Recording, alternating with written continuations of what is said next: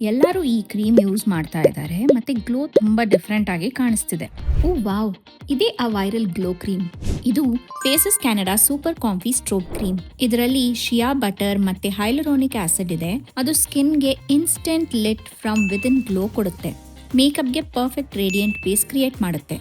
Next, ನಾನು ಈ strobe ಕ್ರೀಮ್ನ Faces Canada hydra matte foundation ಜೊತೆ ಮಿಕ್ಸ್ ಮಾಡ್ತೀನಿ.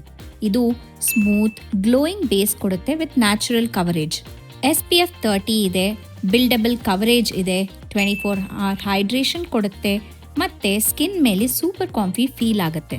ಫೈನಲಿ ನಾನು super comfy wow matte lipstick shade use ಮಾಡ್ತೀನಿ.